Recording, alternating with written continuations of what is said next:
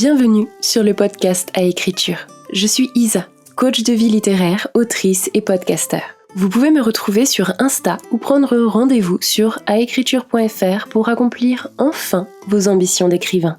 Dans ces épisodes, on se parle méthode d'écriture, quotidien d'auteur, galères et petites victoires. L'écriture est un processus qui peut changer votre vie si vous acceptez enfin de vous engager envers vous-même.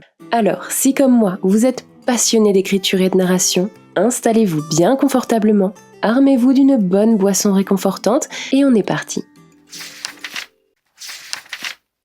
Hello! Bienvenue dans ce deuxième épisode de podcast. Je suis heureuse de vous retrouver, même s'il y a eu un petit changement de programme. En effet, on ne se retrouve pas aujourd'hui pour l'interview de Selena Bernard. Je suis désolée pour ceux qui attendaient cette discussion, vraiment, je m'excuse, mais cette décision n'est pas vraiment de mon fait. Pour tout vous dire, pour la promotion de son livre, elle a été invitée sur pas mal de podcasts, et notamment un podcast très suivi, qui a programmé la sortie de son épisode le même jour que moi. Les aléas du direct, les amis. Mais du coup, j'ai préféré décaler mon épisode afin que le minimum de com qui peut sortir de cette collaboration ne soit pas parasité par un mastodonte. Enfin, je vous dis ça dans un souci d'honnêteté et aussi pour vous partager un peu ce qui se passe en coulisses quand on est, en plus, pas une autrice à succès et pas encore ultra connue dans son secteur. C'est pour ça que le soutien que vous pouvez m'apporter sur ce podcast est ultra nécessaire. Du partage, des notes, des commentaires, des téléchargements, des retours en DM, bref, tout ce que vous pouvez faire, c'est très, très important. Petite chose par petite chose, ça me permet de prendre du grade, de la légitimité et éviter, de fait, ce genre d'inconvénients. Ceci étant dit, je prends encore 2 minutes pour vous parler de la prochaine masterclass qui aura lieu mardi 16 septembre à 19h et qui traitera des arcs narratifs. C'est un sujet qui m'a beaucoup été demandé, donc si vous faites partie de ceux qui peinent à élaborer des arcs puissants ou qui ne comprennent pas encore la mécanique, je vous invite à vous inscrire sur le lien en note de l'épisode ou via celui de ma bio Insta sur aécriture et à me rejoindre mardi 16 septembre à 19h sur Zoom. C'est gratuit, ça n'engage à rien et en plus, j'aurai une annonce toute particulière à vous faire en fin de masterclass. Donc vraiment, si vous n'avez encore jamais participé, c'est l'occasion à ne pas louper.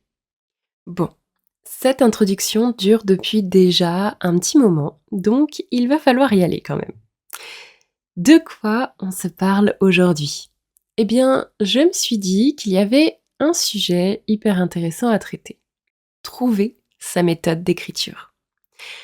Je ne sais pas pourquoi, mais certains écrivains sont assez persuadés qu'il existe une bonne méthode, voire même la bonne méthode pour écrire un roman. Il y en a même certains qui laissent penser que la seule méthode valable, c'est la leur. Et d'ailleurs, ils vous la vendent à 2 000 € l'atelier d'écriture de 2 heures. Bon, je n'irai pas plus loin dans la médisance, mais je constate quand même que le fait justement qu'il ne soit pas toujours évident de trouver sa méthode d'écriture, ça ouvre les portes à de l'abus. Et sincèrement, ça ne serait pas si grave si les conséquences n'étaient pas si frustrantes. En effet, comment vous sentiriez-vous si un auteur à succès vous donnait les clés de la réussite, mais que quand vous les mettez en application, ça coince? Exactement, Martine, comme une petite crotte de chat sur le tapis du salon. Ridicule, nul et terriblement pas à sa place. On est d'accord, ce n'était pas le but de la démarche. Mais à force de parler de solutions, de méthodes infaillibles, de recettes miracles, on fausse les règles du jeu. On fait croire que tout le monde peut y arriver d'un coup, alors que non, c'est comme la musique ou le dessin, ça demande une amélioration constante. Et 2, ça valide le syndrome de l'imposteur. Bah oui, si un truc infaillible ne fonctionne pas avec vous, C'est que c'est vous le problème, non? C'est que vous n'êtes pas un vrai écrivain? Alors, écoutez-moi bien. Non, ce n'est pas vous le problème, mais la solution qui n'est pas adaptée à vous. Il n'existe aucune recette miracle, aucun système d'action-conséquence qui vous fera devenir à tous les coups le nouveau Marc Levy, le nouveau Stephen King ou la nouvelle Rebecca Yarros. Choisissez votre préféré. Il n'existe aucune méthode universelle, seulement celle qui vous convient. Celle qui correspond à vous, à vos contraintes, votre roman, votre histoire au sens très très large. C'est pour cela qu'aujourd'hui, on va réfléchir ensemble à la façon de trouver cette méthode. On va se parler profil d'écrivain, rythme, d'outils, de contraintes, mais surtout, vous me connaissez maintenant, de questions puissantes à vous poser pour construire votre façon unique de concevoir et d'écrire vos histoires. Vous êtes prêts? On est parti. Dans un premier temps, sachez qu'une méthode d'écriture, ça évolue. Vous n'écrirez sans doute pas votre premier roman comme vous écrirez le 5e. C'est normal et j'ai même envie de vous dire, c'est préférable. Parce que vous ne serez pas la même personne lors de l'écriture de votre premier roman qu'au 5e. La vie passera par là, ses aléas, ses victoires, ses douceurs, ses électrochocs. On évolue tout au long de notre vie, il est logique que notre écriture aussi. Mais ce qui risque de moins bouger, c'est votre profil d'écrivain. Bien sûr qu'en évoluant, vous pouvez tendre plus ou moins vers un autre profil, mais il est quand même rare qu'un pur jardinier se mette à planifier avec la Snowflake méthode du jour au lendemain. Si ça ne vous parle pas, ne vous inquiétez pas, on y reviendra. Bon, déjà, voyons quels sont les grands profils d'écrivains qu'on peut faire ressortir. Dans une volonté de rester ultra simpliste, on ne va pas étaler toutes les possibilités, mais on va se recentrer sur 4 qui, selon moi, sont plutôt intéressantes. Il y a l'architecte, le jardinier, l'homme à tout faire et le projectionniste. Si vous avez sûrement déjà entendu parler des 2 premiers, les autres doivent être un petit peu plus flous, à moins peut-être que vous ne m'ayez eu en coaching. Car ce sont des terminologies que j'ai moi-même inventées, voilà, pour illustrer un peu mieux ce que j'ai pu distinguer en aidant différentes typologies d'auteurs. Le premier donc, vous le connaissez, c'est l'architecte, celui qui aime planifier, parfois jusqu'au moindre détail. Son mot d'ordre, c'est la structure logique. Il va chercher à tout faire coïncider dès le départ et rien ne va être laissé au hasard. Le second, c'est le jardinier, celui qui, au contraire, aime découvrir son histoire en l'écrivant, se perdre dans son imaginaire, quitte à réécrire beaucoup longtemps après. Le troisième, c'est l'homme à tout faire. C'est un concept qui va finalement ravir la plupart d'entre vous.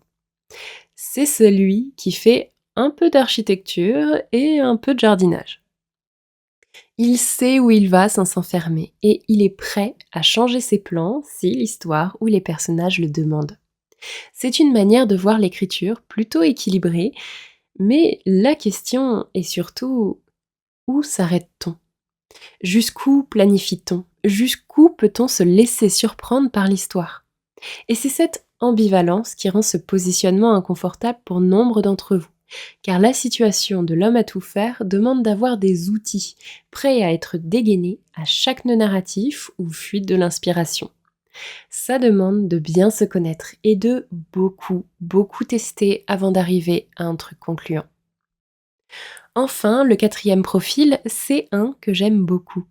C'est le projectionniste. C'est un petit peu le doux rêveur de la bande, si vous voulez. C'est celui qui a besoin de vivre son histoire dans sa tête avant de rédiger. Parce que souvent, les mots en eux-mêmes ne sont pas le fondement de son besoin d'écrire. Ce sont les histoires, les univers, les personnages qui l'habitent qui le poussent à écrire. Mais souvent, ces doux rêveurs ne font que ça.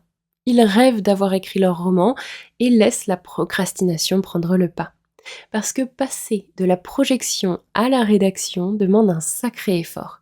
Et si, pour une raison X ou Y, on n'a pas réussi à se projeter, si on a trop tourné la scène dans sa tête, le besoin de la poser sur le papier disparaît. C'est donc une sacrée arme qui peut se retourner contre soi. Si vous vous êtes reconnu dans un de ces profils, vous pouvez peut-être déjà percevoir quelques méthodes à tester avec ce que je viens de vous dire. Mais n'oubliez pas, c'est un peu comme l'horoscope.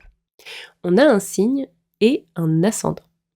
Il se peut qu'au lieu d'un seul profil, vous en ayez un majeur et un mineur. Et c'est la cohabitation des deux qui fausse tout. Alors, ça fausse, mais ça ne rend pas la chose impossible, entendez-moi bien. C'est juste qu'il vous faut vous faire votre petite palette d'outils selon votre façon de fonctionner et les besoins que vous pouvez avoir pour dépasser les blocages récurrents. Et ça, ce n'est pas insurmontable, je vous le promets. Afin de vous aider à définir votre profil, vous pouvez vous demander: qu'est-ce qui me frustre le plus quand j'écris ? Est-ce que c'est d'être trop rigide, de ne pas savoir où je vais, de ne pas réussir à voir mes personnages, ou de ne pas savoir si j'ai de quoi avancer ? Est-ce que je prends plus de plaisir à découvrir mon histoire, à la projeter ou à la planifier ? Et si l'inspiration me manque, quel outil je peux utiliser pour écrire quand même ? Suivant le type d'outil qui vous aide, vous pouvez avoir une petite idée de votre fonctionnement. Si vous êtes vraiment perdu, n'hésitez pas à faire le test de l'écriture libre. Il s'agit d'un exercice ultra simple qui consiste à vous donner 20 minutes d'écriture sans pause et sans préparation au préalable. Est-ce que les mots vous viennent facilement ? Est-ce qu'une fois lancé, vous arrivez à entrer dans votre écriture ou est-ce que ça reste difficile ? Est-ce que vous voyez la scène avant de l'écrire ? Ensuite, faites l'inverse. Écrivez une scène après avoir établi une fiche détaillée. Troisième étape, tentez de rédiger une scène après l'avoir totalement imaginée dans votre tête. Dans quelle situation vous sentez-vous le mieux ? Voilà pour vous aider à mieux comprendre votre propre fonctionnement. Mais parce qu'une méthode d'écriture ne tient pas uniquement de vous, évaluons maintenant vos contraintes et votre énergie. Votre rythme de vie et votre gestion personnelle sont des facteurs ultra importants dans l'élaboration de votre méthode d'écriture. Que vous soyez mère célibataire, sans enfant ou grand-père, ne vous soumet pas aux mêmes contraintes. Pour cela, je vous encourage à vous poser ces questions. À quel moment de la journée suis-je le ou la plus créative ? Combien de temps puis-je tenir en écrivant sans perdre en concentration ? Mon écriture doit-elle s'intégrer dans des petits blocs de 15 minutes ou est-ce que j'ai la possibilité de longs créneaux de 2 heures, 3 heures, 4 heures ? Si ces questions sont floues, n'hésitez pas à tenir un journal de créativité. En gros, pendant une semaine, notez tout simplement vos moments d'énergie, vos phases de fatigue et surtout, vos temps disponibles. Oui, surtout ceux que vous passez à scroller sur votre téléphone. Ensuite, faites le point. Comment pouvez-vous caler l'écriture là où votre énergie est au plus haut ? Bon, maintenant qu'on a une idée un peu plus claire de votre profil et de vos contraintes, passons aux méthodes possibles. Et c'est là où cet épisode, qui veut vous être bénéfique à tous, touche un peu ses limites. Vous avez tous une méthode, une mécanique différente. Aussi, je suis obligée à m'en tenir au plus reconnu. Vous m'excuserez. Si vous voulez explorer votre propre méthode, je vous invite à prendre un premier rendez-vous avec moi pour voir si mon accompagnement pourrait vous y aider. Bref, voici des méthodes basées sur le rythme à tester pour connaître et trouver votre meilleure productivité. Le Pomodoro. Vous avez peut-être déjà entendu parler de ce minuteur en forme de tomate qui vous permet de segmenter votre concentration en plusieurs phases afin de ne pas perdre le fil. La version la plus connue, c'est 25 minutes d'écriture, 5 minutes de pause, puis 25 minutes d'écriture, 5 minutes de pause, etc., etc. C'est remarquablement efficace pour les esprits dispersés ou qui perdent leur attention très vite. Vous avez aussi le sprint d'écriture. C'est une notion qui peut faire peur, dit comme ça, mais ne vous inquiétez pas, vous n'allez pas vous exténuer. L'idée, c'est de faire des sessions intensives avec un objectif chiffré, comme par exemple 500 mots en 30 minutes. Vu qu'on se parle de sprint, on ne se parle pas de séance de 4 heures, bien évidemment, mais le temps et l'objectif de mots peuvent tout à fait varier en fonction de vos capacités. Du test and learn dans toute sa splendeur. Le fait d'avoir un double objectif, donc un objectif de mots et un objectif de temps, ça va donner du challenge. C'est donc parfait quand on a du mal à se motiver tout seul. Et c'est facilement faisable en groupe aussi. En revanche, ça ne conviendra pas trop aux projectionnistes, car le nombre de mots, ce n'est pas ce qui caractérise leur avancée, mais plutôt s'ils réussissent à terminer des scènes ou à créer la bonne tension. Quelque chose qui peut fonctionner pour eux, en revanche, c'est l'écriture lente. On se parle ici d'écrire une page par jour, une scène ou un chapitre, mais sans la contrainte de temps. Quelque chose qui va faire avancer l'histoire, mais sans pression. Car au final, une fois que la scène est bien visualisée, les projectionnistes peuvent écrire très très vite. Si on se concentre sur la structure, on peut aussi détailler plusieurs méthodes à adapter, ajuster, selon vos besoins en matière d'élaboration d'histoire. Premier point, le plan détaillé. C'est tout ce qui va être méthode du flocon ou Snowflake méthode dont je vous ai parlé tout à l'heure. L'idée, c'est de partir d'un résumé global de votre histoire en une phrase, puis de venir étoffer peu à peu cette phrase en paragraphes, en pages, etc., jusqu'à développer en chapitres, voire en scènes. C'est une méthodologie presque mathématique qui a fait ses preuves, mais personnellement, je la trouve un peu trop protocolaire et dénuée de magie. Je dis cela vraiment sans jugement. Si ça vous convient, foncez. Mais en tout cas, ce n'est pas pour moi. Autre méthode, on a tout ce qui est l'écriture par arc narratif visuel. On se parle ici donc de l'utilisation de post-it, de mind map ou encore de cartes ou de tarot. C'est une méthode créative pour plonger dans les tenants et les aboutissants de l'intrigue, pour planifier un minimum de façon ludique avant de se lancer. Pas mal pour les hommes à tout faire, mais aussi pour les jardiniers durant leur écriture. La vraie méthode des jardiniers, c'est vraiment de laisser l'écriture libre prendre le dessus, en partant du principe que tout sera à refaire lors de la réécriture. Mais j'ajouterais que pour que cela se passe bien, cette méthode nécessite des connaissances pointues en narration, afin de pouvoir d'instinct aller dans une direction correcte et surtout pour avoir la capacité de discerner les couacs et les incohérences lors de la réécriture. Pas si facile que ça. Enfin, si on se positionne plus du côté des projectionnistes, la méthode est simple et se base sur une règle unique. L'écriture, ce n'est pas uniquement de la rédaction. Il faut vous laisser du temps pour vous perdre dans vos pensées, pour évoluer dans votre tête et vous projeter aux côtés de vos personnages. Ne foncez pas tête baissée vers un objectif en nombre de mots. Ça ne vous correspond pas et ça vous fera plus de mal qu'autre chose. Encore une fois, voici de petites questions pour vous aider à y voir clair. Ai-je besoin de mesurer mes projets avec des chiffres, comme un nombre de mots, un nombre de pages, ou est-ce que je préfère évaluer ma satisfaction? Qu'est-ce qui me satisfait dans ce cas? Quand je relis mes écrits, est-ce que je sens que j'avance vers une histoire cohérente ou est-ce que je me perds? Et enfin, est-ce que je m'autorise à suffisamment vivre mon histoire avant de l'écrire? Voilà. Avec ces questionnements, vous avez pas mal de clés pour comprendre et mettre en place votre méthode personnelle. Je tiens à vous rappeler qu'il n'y a pas d'échec si une méthode ne fonctionne pas, seulement des informations utiles pour ajuster. Une méthode, je le rappelle, est évolutive et surtout adaptable. Pour finir, voici quelques dernières questions pour aller dans le bon sens. Quelle est la toute petite habitude que je pourrais installer dès demain pour avancer?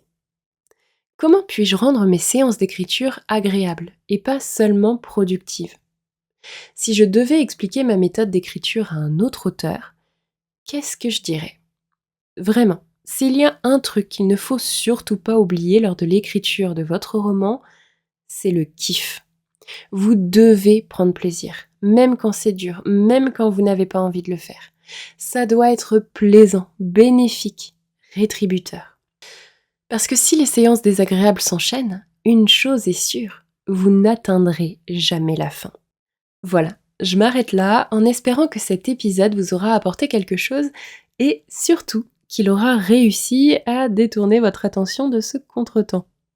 Je vous laisse me dire en commentaire ou en DM ce que vous en avez pensé, si cela vous a aidé et surtout quel type d'écrivain vous êtes. Sur ce, je vous laisse, on se retrouve la semaine prochaine, sûr cette fois, pour l'interview de Selena. Je vous remercie de m'avoir écouté. Si cet épisode vous a plu, n'hésitez pas à vous abonner, à laisser un pouce en l'air ou une note sur votre application d'écoute préférée, voire un boost si le cœur vous en dit. Je vous souhaite une agréable semaine. C'était Isa d'Aécriture. Amour sur vous et écrivez bien.